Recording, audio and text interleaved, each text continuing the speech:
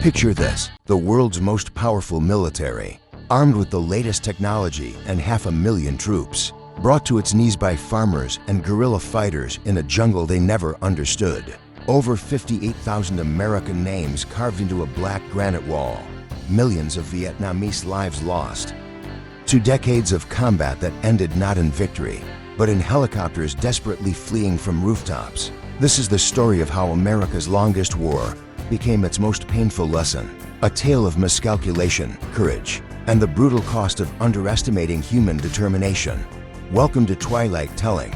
Let's dive into the tragedy that changed the world forever. The seeds of war. To understand why America sent 500,000 soldiers to Vietnam, we need to rewind to when Vietnam wasn't an independent nation, but a jewel in France's colonial crown. For nearly a century, the French extracted wealth from this land. But after World War II ended, the wave of nationalism in Vietnam could no longer be contained.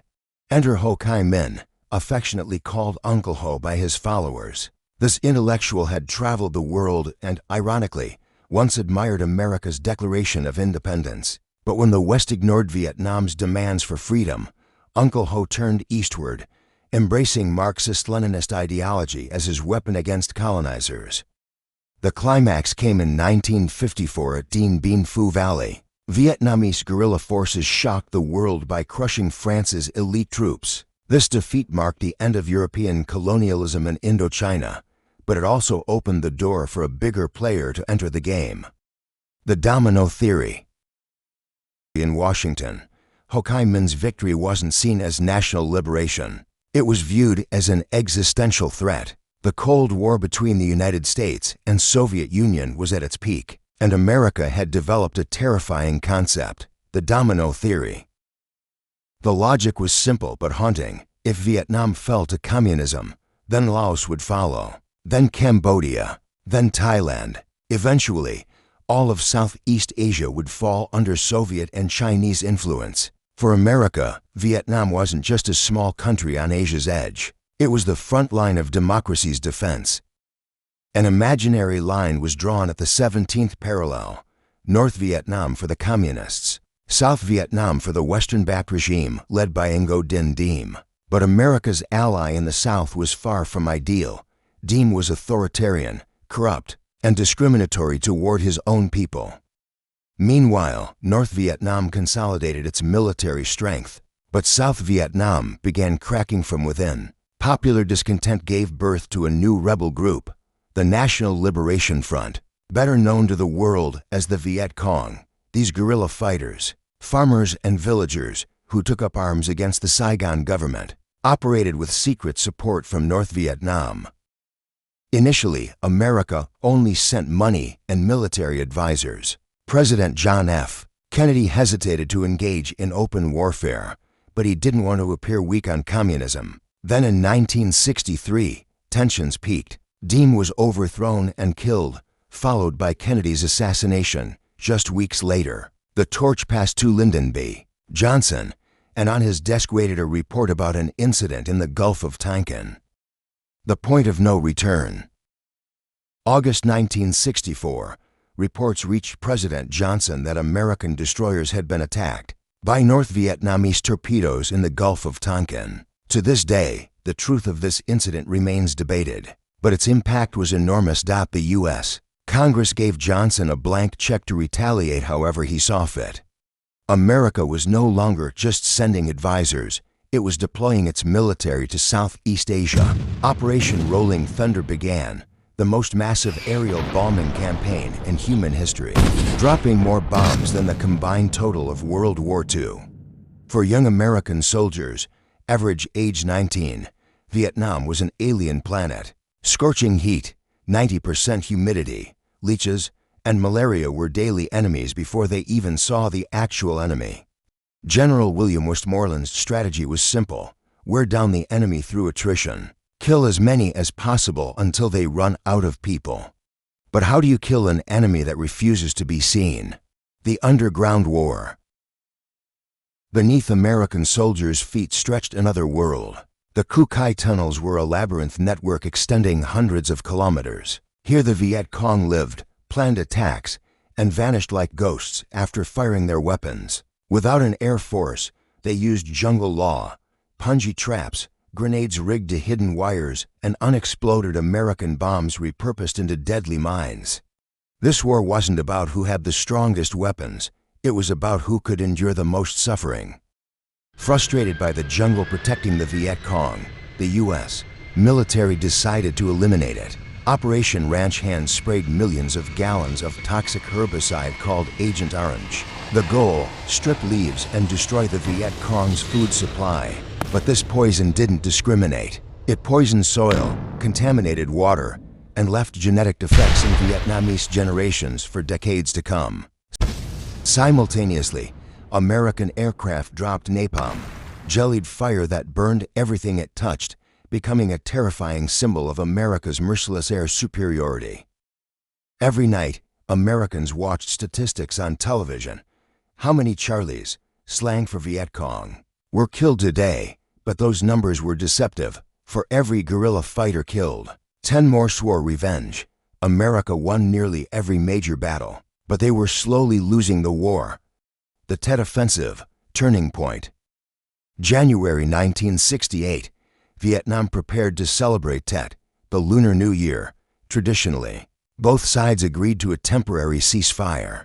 General Westmoreland and Washington officials assured the American public that the light at the end of the tunnel was visible, that the enemy was too weak to launch major attacks. January 30, 1968, at dawn, that illusion of peace shattered. More than 80,000 North Vietnamese and Viet Cong troops launched coordinated attacks on over 100 cities and towns across South Vietnam. Even the U.S. Embassy in Saigon was breached for several hours. The world watched on television screens. Nowhere in Vietnam was safe. The bloodiest fighting occurred in the ancient city of Hue. Here we're transformed from jungle guerrilla combat to house-to-house urban warfare. It took the U.S. military 1 month to retake the city, leaving thousands dead and the city in total ruins. Militarily, the Tet Offensive was a failure for the Communists. They lost thousands of fighters without triggering the popular uprising they'd hoped for. But politically, it was a resounding victory for Ho Chi Minh.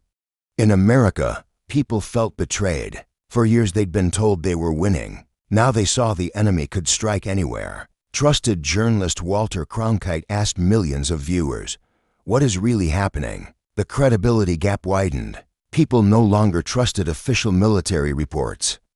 Political pressure grew so intense that on March 31, 1968, President Johnson shocked the world by announcing he wouldn't seek re-election. The Tet Offensive changed history's direction. The question was no longer how do we win, but how do we get out? Vietnamization and withdrawal. In 1969, Richard Nixon entered the White House promising peace with honor. His new strategy was called Vietnamization, gradually withdraw American troops while training and arming South Vietnamese forces to fight alone. In January 1973, the Paris Peace Accords were signed. Officially, America's war ended. Prisoners of war returned home. But for South Vietnamese people, this wasn't peace, it was abandonment. When the last American combat troops left Vietnam, they left behind a fragile ally facing a patient enemy waiting for the right moment. The fall of Saigon. 2 years passed. Without American air support and with Congress cutting funding, South Vietnamese morale collapsed. In March 1975, North Vietnam launched its final assault, the Spring Offensive. What was predicted to take 2 years took only 2 months.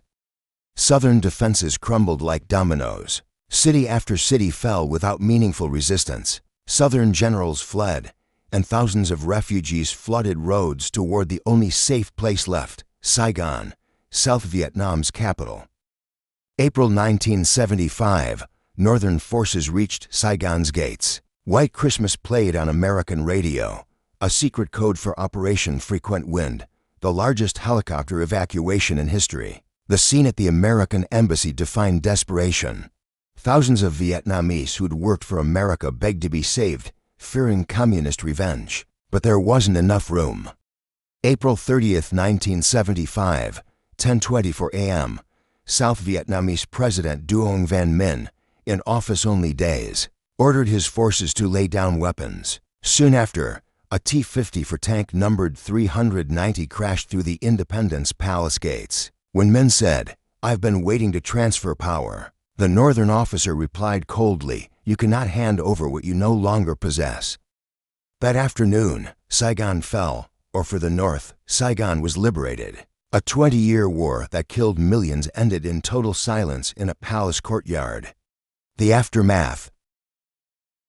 The guns finally fell silent, but for millions of South Vietnamese, peace brought new nightmares. Hundreds of thousands of former soldiers and government employees were sent to re-education camps, not for learning, but for forced labor and indoctrination. Desperation triggered a mass exodus. About 2 million people fled to the open sea in wooden boats. The world called them boat people. Thousands perished in waves or were slaughtered by pirates. In Vietnam, war left invisible poison.